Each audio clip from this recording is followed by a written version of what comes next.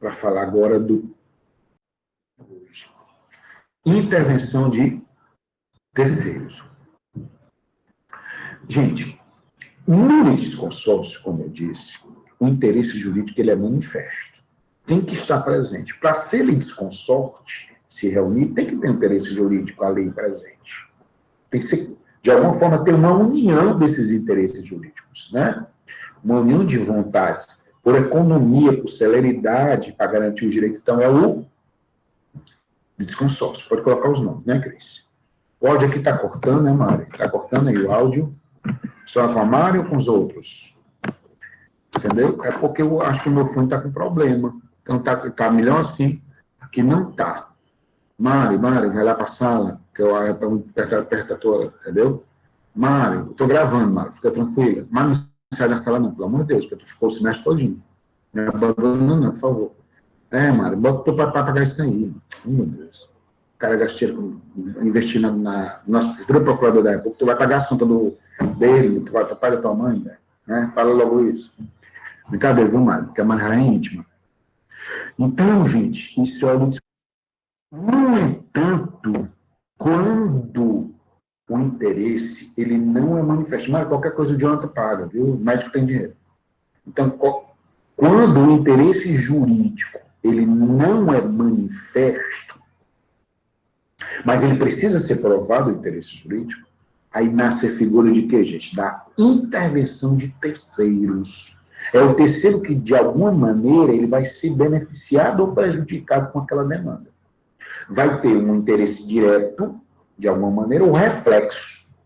Então, por isso que a intervenção de terceiros, ele é terceiro, porque o interesse jurídico não é claro. Se o interesse jurídico fosse claro, como é o nome do Instituto, Mari? Litisconsórcio. Como é o nome, Anderson? Litisconsórcio. Como é o nome, Ana Luísa? Litisconsórcio. Quando o interesse jurídico ainda não é manifesto, poderá ter efeitos perante a pessoa. Aí o nome do Instituto é intervenção de terceiros. Nós temos 5 espécies clássicas de intervenção de terceiros hoje no Código de Processo Civil.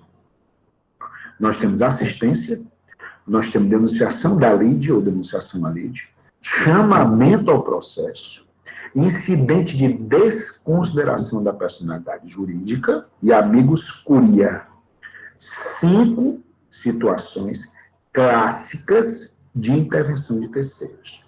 Nós temos assistência, nós temos denunciação da lide, nós temos chamamento ao processo, nós temos incidente de deslocamento da personalidade jurídica e nós temos amigos curia. São as 4, a Mara saiu. A Mara internet da bichinha dentro. Então, nós temos 4 situações de intervenção de terceiros. Que é isso que a gente vai trazer agora, né?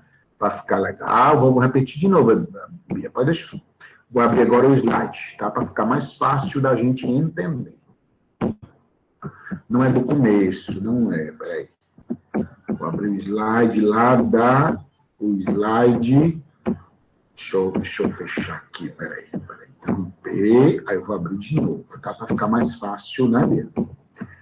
Aqui, do slide atual. Intervenção de terceiros. Quem é o terceiro? Terceiro, foi isso que eu disse no início. Terceiro é todo aquele que não é parte do processo. Quem é que é parte do processo? É porque tem interesse jurídico. É que ele não pode quem tem a legitimidade para estar ali. Né? Então, o terceiro aqui não tem, porque não tem. Ele tem algum interesse aí, reflexo. Não totalmente direto. Mas algo vai refletir na vida dele. Mas ele não é parte propriamente dita. Então, se ele for parte, é o quê? Litisconsórcio. Se ele não for parte, como é o nome do Instituto? Intervenção de terceiros. A intervenção de terceiro, por sua vez, é o ingresso no processo de quem originariamente, doutor Jonathan, não seria parte, não? Se fosse parte, era o quê, Jonathan? Litisconsorte. Entendeu? Então, por isso que é a intervenção de terceiros. Quais são os fundamentos da intervenção de terceiros? Economia processual e contraditória.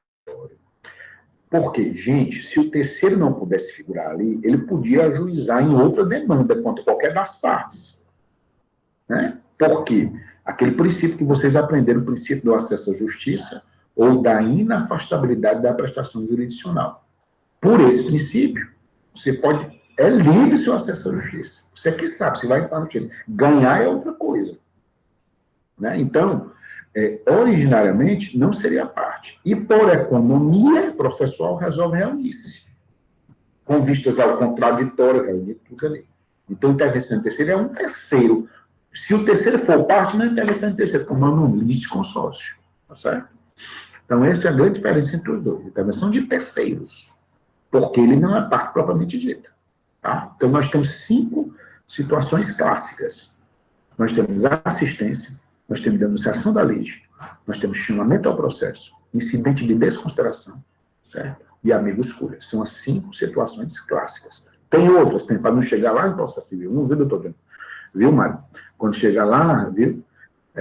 Quando chegar lá no processo civil, rapaz, o Natan não sabe de nada, não falou isso pra gente. Aqui, teoria geral do processo civil, que tá aparecendo não o slide, mas, Beatriz? Nada do slide, agora tá o slide? E agora? Meu Deus do céu, agora tá aparecendo? Sim ou não? Tá não? Fala, meu Deus, tá aparecendo eu. Deus me livre, viu? Peraí. Agora, e eu achando todo gostosão, achando que tá aparecendo, ó. Agora tá, ó. Intervenção de terceiro. Sim ou não? Diga aí para mim, dá um feedback. Desculpe, eu tô bonitão, ó, Jonathan, tá achando que tava aparecendo, ó. Vocês passaram o tempo, semestre todo olhando para essa cara feia aqui minha, e agora, no finalzinho que eu aprendi a mexer no slide, né? Agora tá, não tá? Então, intervenção de terceiro é isso, gente. Intervenção de terceiro é de um terceiro. Tá bom, eu sei, John, obrigado. Então, intervenção de terceiro, nós temos a economia processual e nós temos o contraditório, porque a economia junta tudo. Não vão ser ações autônomas, poderá ser, entendeu? Mas a lei dá a opção de se juntar, o terceiro se juntar. Então, 5 situações clássicas de intervenção de terceiros. Aí nós vamos lá para a lei. Artigo 119, a doutora Cristina, que me ajuda nesse horário, né? No outro horário, quem me ajuda é a Rafa. Que nesse horário é a Cristina, que vive me socorrendo nos domingões. Se não fosse ela, o que será do Marcão sem a Cristina nos domingões? Oh, meu Deus. Estou preocupado. A Cris, vamos lá. A Cris já deve ter colocado, porque a Cris se garante muito. Essa Cristina é diferente, não, tu também para tu ficar com ciúme. Tendendo causa entre 2 ou mais pessoas, o terceiro juridicamente interessado em que a sentença seja favorável a uma delas, poderá intervir no processo para assisti-los. Como é o nome dessa primeira intervenção? Assistência. A assistência. Mas antes de entrar na assistência, eu queria que a gente fosse, tá? Antes de adentrar no estudo da assistência, eu queria que a gente fosse para o próximo slide, que a doutrina, ela traz uma classificação. Ela chama a intervenção de terceiros sob 2 espécies. Ela as intitula de espontâneas, certo? Ou voluntárias, apesar de que, doutor Dondi, você que é um estudioso, espontâneas, a doutrina também chama de voluntária, apesar que etimologicamente disse que espontânea é uma coisa, voluntária é outra, mas para fins de intervenção de terceiros, elas são sinônimas, espontâneas e voluntárias. Provocadas ou forçadas. Provocadas ou forçadas é quando o terceiro não quer, mas ele é obrigado a ir. Espontânea ou voluntária, quando o terceiro vai voluntariamente. Então, espontânea ou voluntária é quando o terceiro vai voluntariamente. Provocada ou forçada, quando o terceiro não vai voluntariamente. Provocada ou forçada é quando o terceiro não vai voluntariamente. Provocada ou forçada, o terceiro não vai voluntariamente.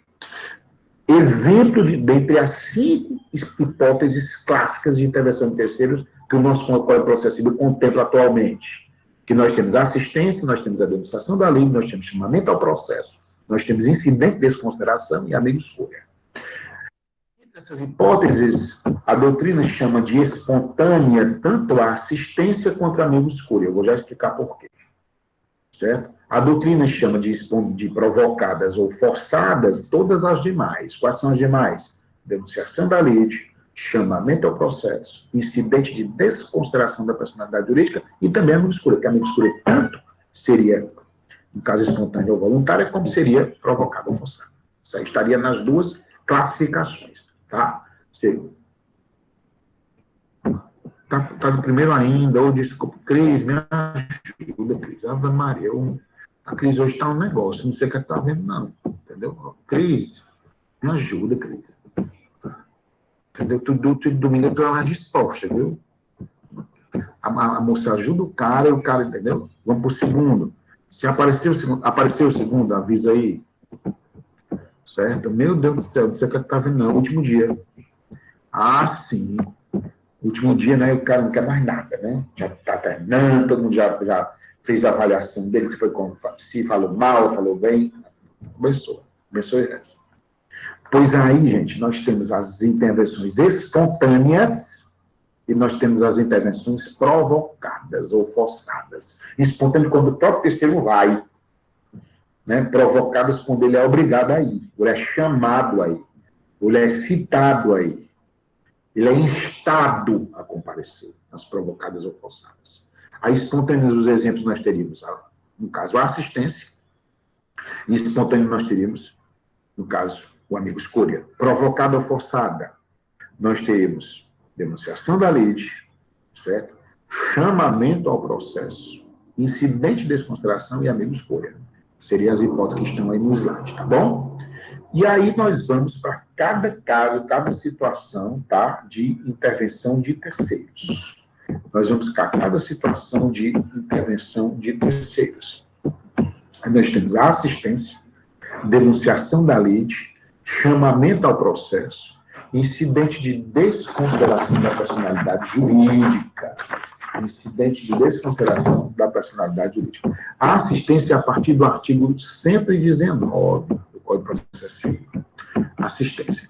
E a primeiro tipo de assistência, a assistência ela tem uma subdivisão. Nós temos a chamada assistência simples e nós temos a chamada assistência litisconsorcial.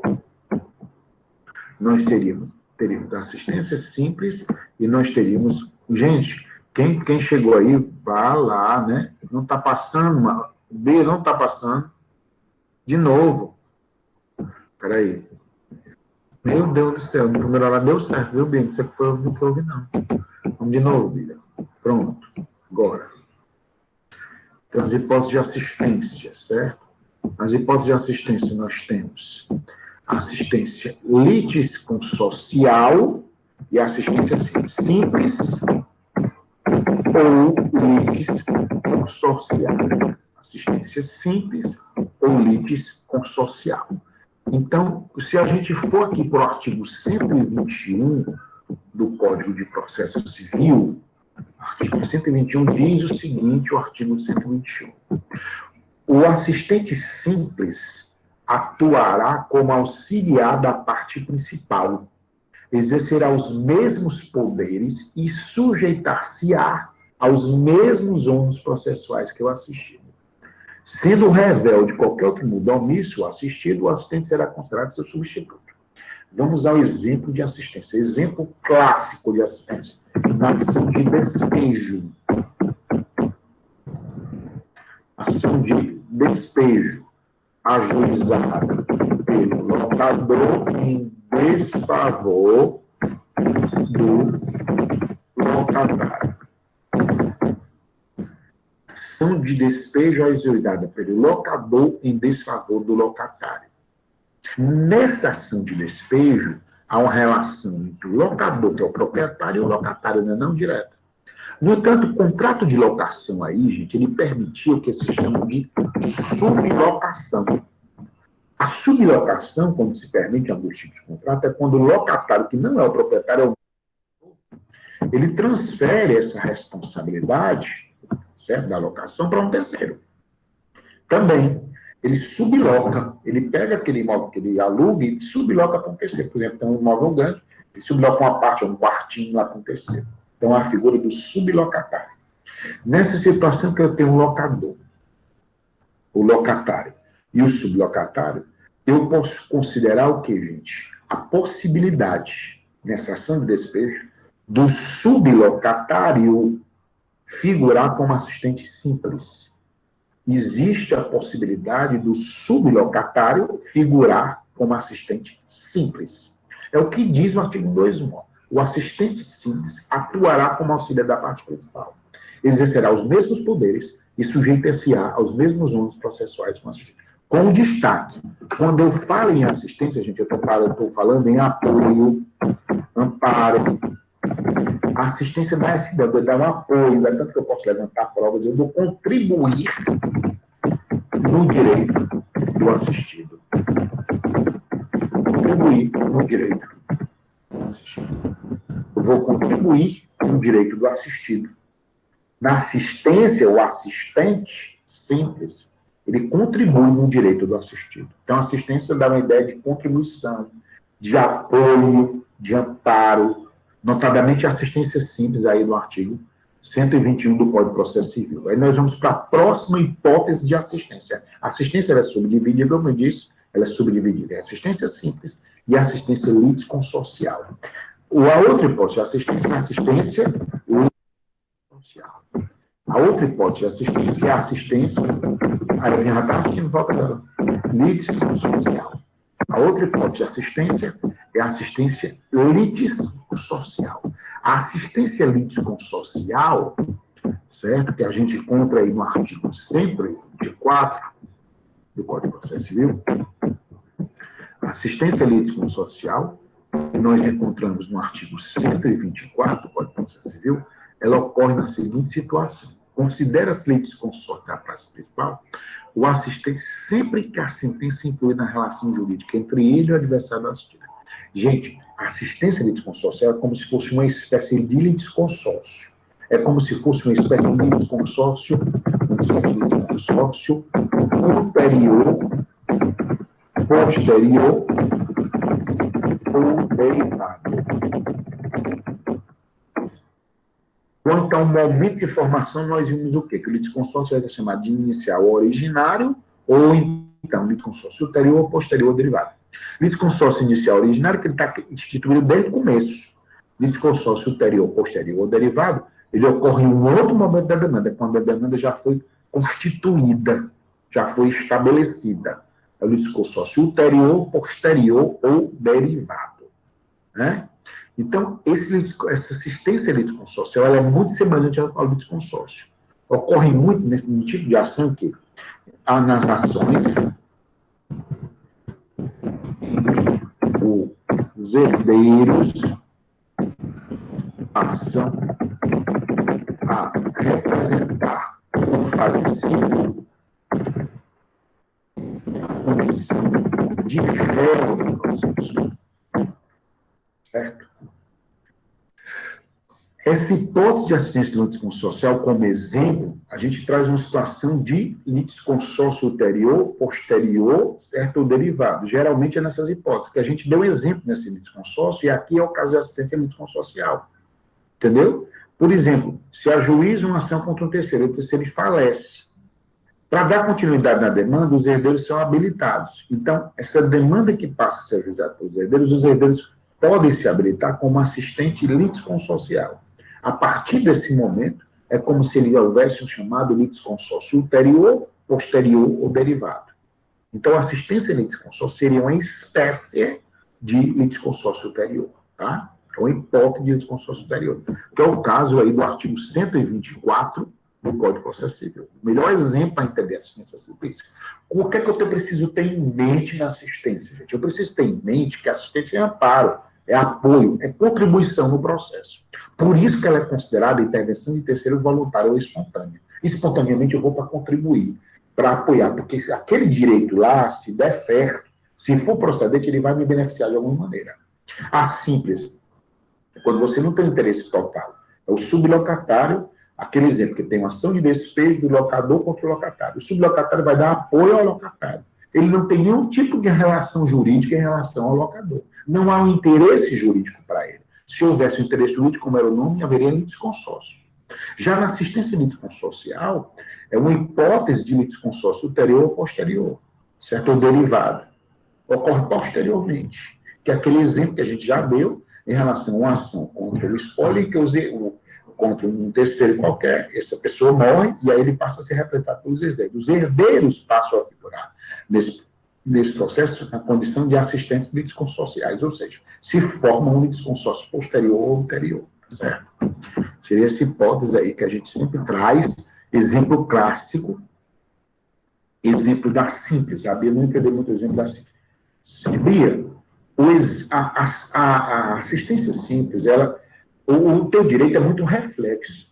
Tu não vai ter muito benefício direto, não. Poderá ter. Quando houver um benefício reflexo, não direto, assistência é simples.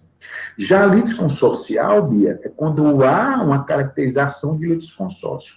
Quando é que há uma caracterização de litisconsórcio, Bia? Quando há um interesse jurídico. Eu disse na aula de litisconsórcio, hoje no início da aula, que para ter litisconsórcio tem que estar presente, tem que estar presentes as condições da ação. Quais são as condições da ação? Legitimidade de agir e interesse, do artigo 17.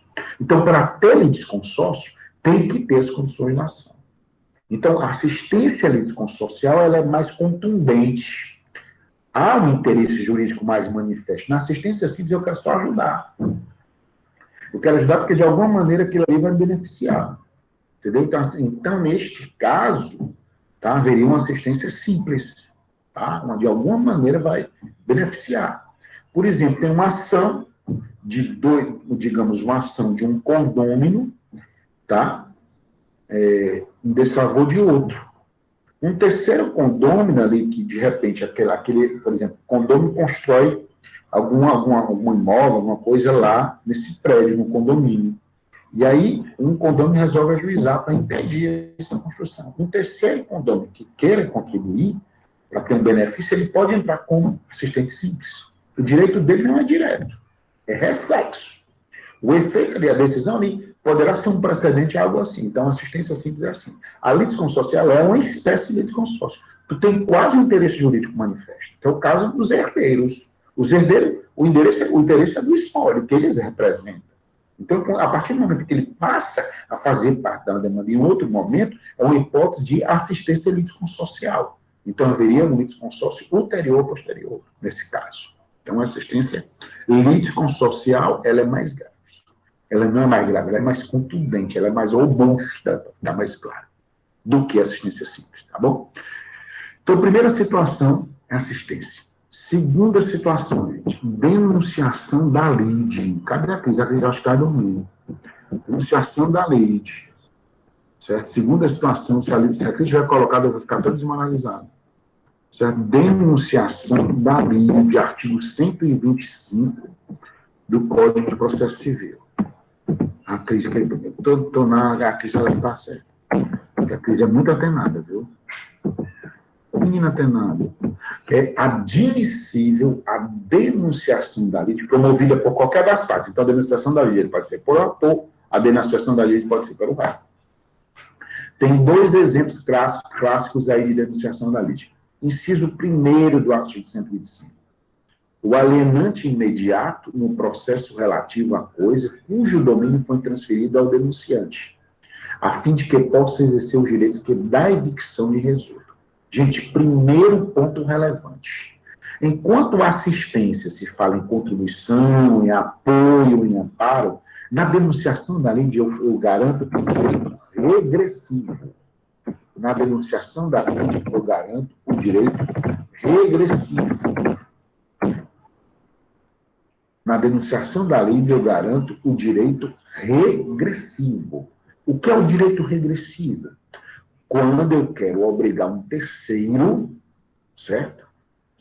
A me assegurar um direito que eu pereci, que eu perdi. Então, eu vou com ação de direito regressivo. Eu fui ajuizado uma demanda, só que essa demanda ela tem a obrigação de um terceiro qualquer. Então, para garantir... Se eu quiser, quando eu perder essa demanda, eu posso entrar com uma ação autônoma em desfavor desse terceiro. Para garantir um direito que eu pereci, mas ele não é só meu prejuízo, não deve ser meu prejuízo, também é de outra pessoa. Então, direito de regressivo ou direito de regresso é quando eu regresso contra outrem, uma obrigação que eu fui compelido a cumprir. Então, é o direito regressivo, direito de regressar, direito de transferir a responsabilidade para outrem. Então, o direito regressivo ou direito de regresso. Tá? Então, a denunciação da lide, ela garante efetivamente o direito regressivo, que poderá ser cobrado em uma ação autônoma. Mas, como eu disse no começo, as intervenções de terceiros, elas servem para quê? A intervenção de terceiros serve para garantir a economia processual, juntar tudo, para não ter várias ações autônomas. Então, direito de regresso, ação de terceiro, a intervenção de terceiro, que nesse caso ela não é espontânea. Na denunciação da lide, ela é provocada ou forçada. Na assistência, ela é espontânea. Eu vou e assisto. Na denunciação da lide, o terceiro, às vezes, nem sabe, mas ele é chamado para se estar ali, se obrigar, né, no direito de regresso. Então, vamos ao exemplo em relação ao artigo 125, inciso 1º. Inciso 1º. Ao alienante imediato, no processo relativo à coisa cujo domínio foi transferido ao denunciante, a fim de que possa exercer os direitos que da evicção lhe resultam. Gente, digamos que a Cris compra um imóvel da Eva, certo? Um apartamento. Dias depois de tudo, a Cris, sem saber, ela percebe que tem problemas gravíssimos na estrutura elétrica do apartamento. Gravíssimos. A Eva diz, não tem nada a ver com isso. A Cris resolve entrar com uma ação em desfavor da Eva, para obrigar ela ser obrigada a honrar esses compromissos em relação à estrutura elétrica do apartamento. No momento em que a Eva é acionada, tá? Ela faz o quê? Ela denuncia a lide, a construtora. Ela diz, opa, a responsabilidade não é minha, não, a responsabilidade é da construtora. Se eu perder essa causa aqui, quem vai garantir esse prejuízo que eu vou ter, quem é? A construtora. Quando um terceiro garante o prejuízo que você vai ter, como é o nome disso, direito regressivo ou direito de regresso. É o caso do inciso 1º. Ao alienante imediato no processo relativo à coisa, cujo domínio foi transferido ao denunciante, a fim de que possa exercer os direitos que da evicção lhe resultam. Certo? Então, seria o exemplo clássico do inciso 1º, que ela denuncia a lei da construtora. Aí nós vamos para o inciso 2º. Aquele que estiver obrigado por lei ou por contrato a indenizar em ação regressiva o prejuízo de quem for vencido no processo. Gente, o exemplo clássico do item 2 são as ações que envolvem seguro. Por exemplo, o Chiquinho bateu no carro da Mariazinha, certo? O Chiquinho bateu no carro da Mariazinha. O Chiquinho tem seguro. A Mariazinha aciona o Chiquinho. De acordo com o item 2, inciso 2º, o que é que pode fazer o Chiquinho? Chamar a seguradora, denunciar a lide à seguradora, para garantir o direito de regresso. Se, porventura, ele perder a ação que a Mariazinha vai ajuizar contra o Chiquinho, o que é que poderia o Chiquinho fazer? Entrar com a ação autônoma cobrando da seguradora. Para que não precise disso, eles denunciam a lide, certo? Denunciar a lide a seguradora, que é o caso do inciso 2º. Então, toda vez que é para garantir direito de regresso em relação a terceiros, como é o nome? Denunciação da lide. Lembrando a vocês, tanto a assistência quanto a denunciação da lide, ela tanto é para o autor quanto é para o réu, certo? Tanto a assistência quanto a denunciação da lide, tanto é para o autor quanto é para o réu. Não é só para o autor, não é só para o réu. Tem essa figura. Então, pode, na própria petição, já o autor determinar a denunciação à lide de um terceiro. Ou, na contestação, o réu pode chamar e denunciar a lide de um terceiro, tá bom? Então, a denunciação à lide é isso, para garantir direito regressivo, certo? Não acordar, gente. Ou direito de regressivo ou direito de regresso. Ok, Cris? Ok, Eva? Ok, Jonathan? Ok? Ok, gente? Então, direito regressivo. Aí nós vamos para a próxima hipótese de intervenção de terceiros, que está aí no slide. Está o slide aí, não está, gente? A próxima hipótese, certo, nós temos o chamamento ao processo. Chamamento ao processo. Nós temos a hipótese do chamamento ao processo. Chamamento ao processo. A Mari voltou assim. Chamamento ao processo. Mário brinca muito contigo, porque eu gosto de ti, Mário. É admissível o chamamento ao processo requerido pelo réu. Olha aí, ó. Na assistência e na denunciação é autor ou réu. Aqui não, ó. o chamamento, uma hipótese de integração de terceiros, que só compete ao quê, gente? Ao réu. O chamamento é uma hipótese, Márcia, Maria, é uma hipótese de intervenção de terceiros que só quem pode alegar quem é o réu. Como diz no caput, ó, é admissível o chamamento ao processo requerido pelo réu. Gente, o chamamento ele envolve situações de solidariedade. Solidariedade contratual. Solidariedade contratual. Envolve obrigados. Certo? Na assistência, qual é a tônica da assistência? Garantir uma contribuição, um apoio, um amparo. Denunciação da lide, garantir o direito de regresso, direito regressivo. No chamamento, a tônica é garantir a solidariedade contratual, é garantir a responsabilidade dos co-obrigados. É o caso do chamamento a processo. Vamos ao inciso primeiro. Do afiançado na ação em que o fiador for réu. Ajuiza-se uma ação de despejo do locador em desfavor do fiador. O fiador pode fazer o quê? Fazer o chamamento ao processo do afiançado. Por quê? O contrato de fiança, pelo direito civil, ele tem um benefício chamado benefício de ordem. O que é isso? Ele pode, sim, solicitar que em uma ação judicial seja demandado o quê? Primeiro, o acervo patrimonial de quem? Do devedor principal. Como é o nome disso? Benefício de ordem. Quando se admite que se traga à baila, a colação em discussão, o acervo patrimonial do devedor principal, como é o nome disso? Benefício de ordem. E é disso que traz o chamamento ao processo, por exemplo, no inciso primeiro. Ao afiançar na ação que o fiador for réu. A ação foi com o fiador pode dizer, epa, ele tem imóveis, patrimônio. Então tem que primeiro esgotar o patrimônio do devedor principal. Ele faz isso através de quê? Do instituto chamado chamamento ao processo. Então, chamamento ao processo envolve o quê? Solidariedade. Inciso segundo, dos demais fiadores na ação proposta contra um ou alguns deles. Então, ajuizou-se a mesma ação de despejo. Tem vários fiadores ali que ele contratou. O bicho não quer para ter amigo, né? Esse locatário. Só não tem dinheiro, mas amigo ele tem. Então, ajuiza-se uma ação do locador em desfavor de um fiador, mas tem outros fiadores que ele contrata. Então, ele pode determinar o quê? O fiador que foi ajuizado, epa, eu não devo sozinho, não, vou chamar os meus co-obrigados. Os outros fiadores também são co-obrigados, eles têm a cota parte deles. Então, o nome desse instituto, como é o nome, chamamento ao processo. No item 3, dos demais devedores solidários, quando o credor exigir de um ou de alguns o pagamento da dívida comum. Quando vocês forem estudar o direito contratual, vamos seguir a parte dos contratos e obrigações, vocês vão ver a figura chamada da solidariedade. Então, solidariedade é quando há uma dívida, por exemplo, uma dívida comum. Quando existe uma dívida comum de devedores solidários perante com um único credor, se o credor ajuizar a ação apenas em desfavor de um devedor, o que é que pode fazer? Ou o Rabel Cris, a dívida Cris diz que vem em civil 2.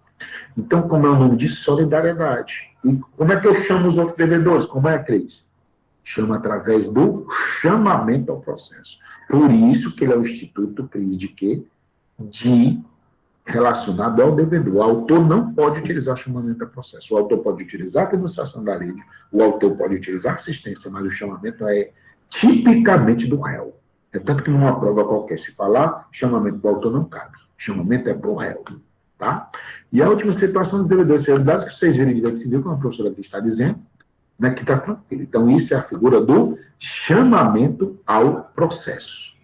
A penúltima, gente, incidente de desconsideração da personalidade jurídica.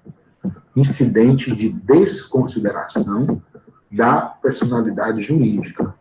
Gente, mas antes de vir para cá, eu queria só, que eu tinha esquecido de falar, abrir um parêntese, certo? Só falar aqui para vocês do artigo 125, tá, gente?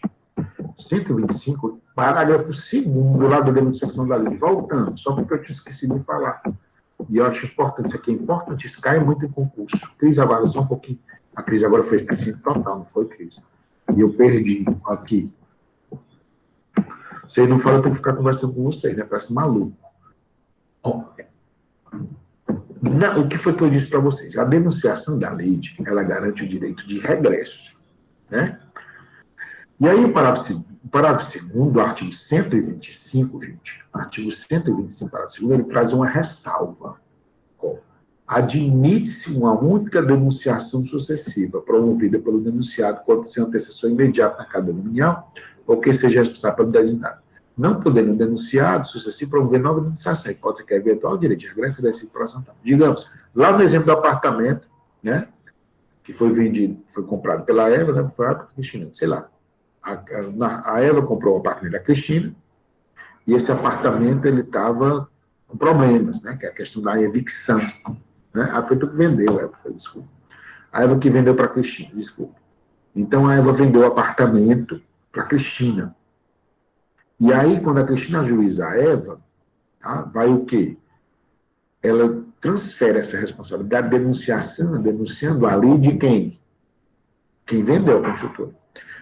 Nesse caso, a construtora, gente, ela não poderia fazer uma nova denunciação para a incorporadora. Porque assim a incorporadora ia fazer para o dono do terreno, tá entendendo? Então é vedado. Só se admite uma única denunciação sucessiva. Vamos admitir várias. Porque senão, gente, seria ad infinito. Como é que teria economia processual? Se os objetivos da intervenção terceira é economia processual. Se eu posso trazer para o processo ad infinito, eu estaria violando preceitos fundamentais inerentes à intervenção de terceiros. Porque um deles é a economia.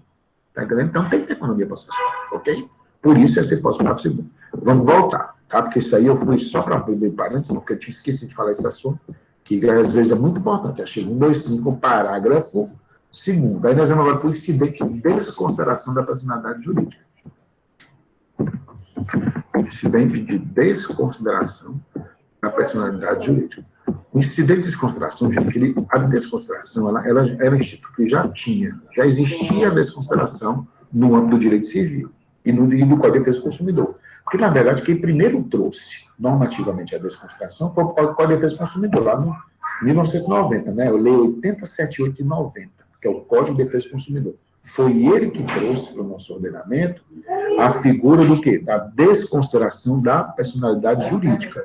Então, a desconsideração da personalidade jurídica foi trazida pelo direito material, pelo Código de Defesa do Consumidor. O direito civil trouxe em 2002. O Código de Defesa do Consumidor trouxe o quê? Em 1990, na Lei 8078. Faltava o quê, doutor? O Instituto Processual. Então, o Instituto Processual, como é o nome? Incidente de desconsideração da personalidade jurídica. Certo? Então, era o que faltava. Eu tinha o direito material, que era a desconsideração, faltava o incidente. Quando é que ocorre a desconsideração? A desconsideração ocorre quando de alguma maneira, você está utilizando essa pessoa fictícia, que é a pessoa jurídica, para garantir que se desobrigue de um direito. Eu estou me fazendo valer para me furtar de uma obrigação. Então, eu uso a pessoa jurídica para, de alguma maneira, me furtar de uma obrigação. Entendeu? Então, quando, por exemplo, eu percebo que eu tenho que desconsiderar, tirar a personalidade jurídica, certo? Para quê? Para ir em relação a alguém, alguma coisa do sócio, né? Desconsidero, tá? Para garantir que o problema é relacionado ao patrimônio do sócio. Um problema relacionado ao patrimônio do sócio. Então, desconsidero para responsabilizar o patrimônio do sócio. E tem a desconsideração, que está no parágrafo 2º, a desconsideração inversa. A desconsideração inversa ocorre quando, por exemplo, o sócio está devendo, por exemplo, uma ação de alimentos em que ele é ajuizado. Uma ação de alimentos em que ele é ajuizado, o sócio. Aí percebe-se que o sócio, para não pagar a pensão alimentícia, ele transfere essa responsabilidade, ele transfere esse patrimônio para a pessoa jurídica. Então, a desconsideração da pessoa jurídica inversa. Entendeu? O sócio está devendo, e aí vai aonde?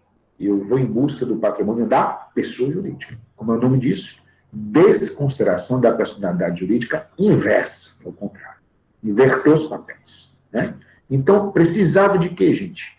O incidente. Eu já tinha no direito material, só que faltava o processo. O incidente de desconsideração serve para isso. Que é isso que diz, né? O artigo 133 do Código de Processo Civil. E a última situação, gente, é a chamada, a mais inovadora, que já tinha também no ordenamento, notadamente nas ações constitucionais. Ela foi trazida para o Código de Processo Civil, lá do processo constitucional, que é a figura do amicus curiae, o amigo da corte. O amicus curiae, o amigo da corte, que pode ser tanto hipótese de intervenção voluntária ou espontânea, quando pode ser, né, também da mesma sorte em relação à obrigatória, certo? Ou provocada. Então, seria o caso do amicus curiae, o amigo da corte. Quando é que ocorre? Quando o juiz ou relator, considerando a relevância da matéria, a especificidade do tema objeto da demanda ou a repercussão social da controvérsia, poderá, por decisão irrecorrível, de ofício ou requerimento das partes, ou de quem pretenda manifestar, solicitar ou admitir a participação de pessoa natural ou jurídica, órgão ou entidade especializada, com a representativa adequada no prazo de 15 dias de informação. Gente, o que é isso?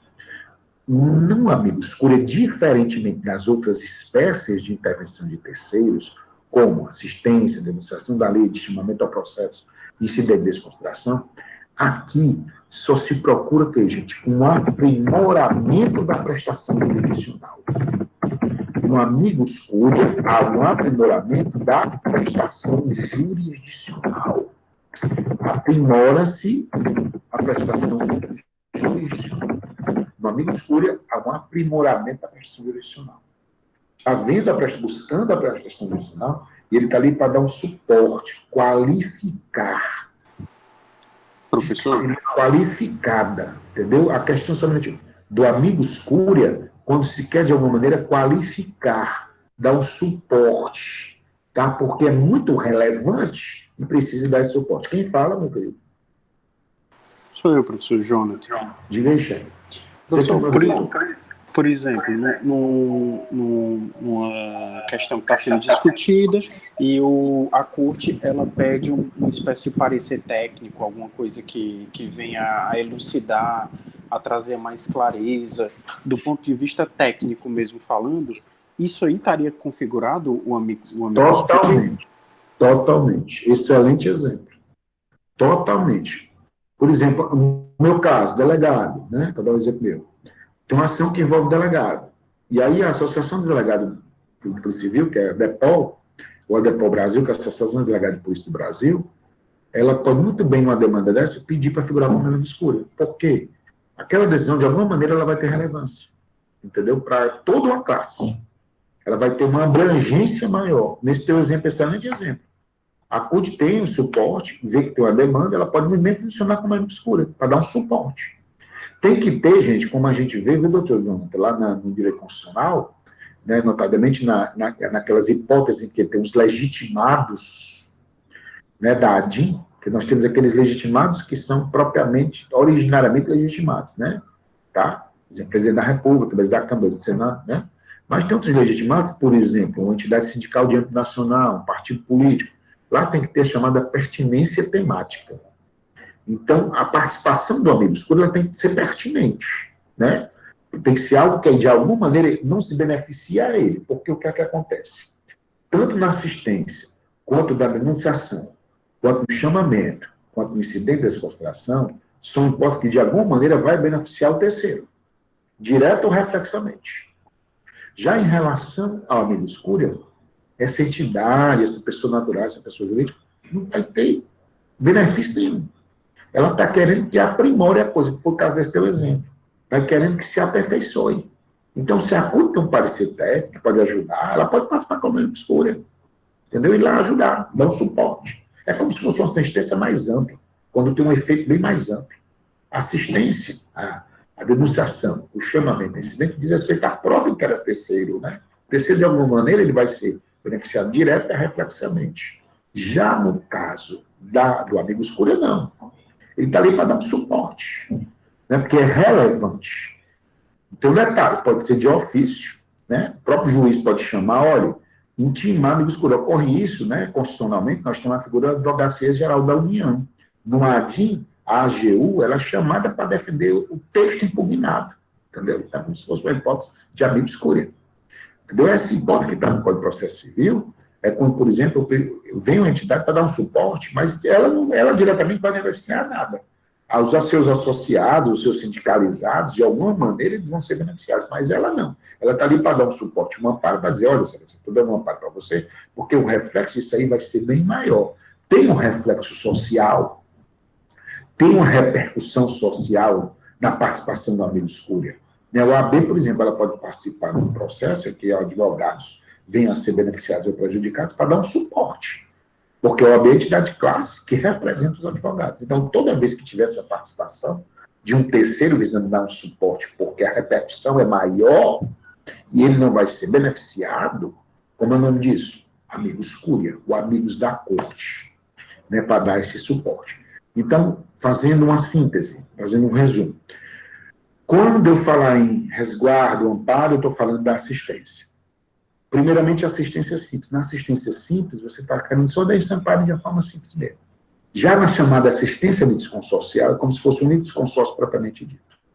Aí nós vamos para a segunda situação, denunciação da lide. Na denunciação da lide, é como eu quero garantir, o terceiro, o direito de regresso. É o caso do imobiliário que vendeu o imóvel, da construtora, é o caso do direito de regresso em relação à seguradora, né, são hipóteses de denunciação da lide. Que tanto a assistência quanto a denunciação cabe ao autor e réu. Nós temos uma hipótese que é exclusiva do réu, qual é chamamento ao processo. No chamamento ao processo é quando envolve situação de solidariedade, que é o caso do fiador em relação ao afiançado, é o caso de vários devedores solidários, é o caso de vários fiadores. Então, quando envolve co-obrigados, nós temos chamamento, só cabe ao réu. Nós temos o incidente de desconsideração, normal, direto, e o reflexo, né, ou desconsideração inversa, quando a pessoa jurídica ela é utilizada para, de alguma maneira, servir de amparo ao fato de um devedor, né, ou obrigado, se furtar de um dever. Quando tem isso, ocorre a figura da incidente de desconsideração. Porque nós já tínhamos a desconsideração do direito material, apenas faltava a questão no direito processual. E daí surgiu o incidente de desconsideração. E, por fim, amigo escúria, que dessas 5 hipóteses ou espécies de intervenção terceira, é a única que não tem benefício próprio. O benefício dela é em relação a uma coletividade, porque há uma repercussão social. Para que serve o amigo escuro? O amigo escuro serve para qualificar, entendeu? O amigo escuro serve para aprimorar a prestação jurisdicional. Claro, no excelente exemplo do professor Jonathan, foi a questão, por exemplo, da CUT, ter o parecer que é favorável, ela poder utilizar esse parecer para dar um suporte a algum beneficiado dela ou algum associado que esteja demandando uma questão judicial que vai ter uma repercussão social bem maior do que o efeito só entre as partes. Então, como é o nome disso, amigo escuro, o amigo da corte. Tá bom, gente? Então, foi, para finalizar aqui, eu voltar, né, com a minha beleza aqui para vocês, né? Então, gente, nós concluímos com isso a nossa participação, né?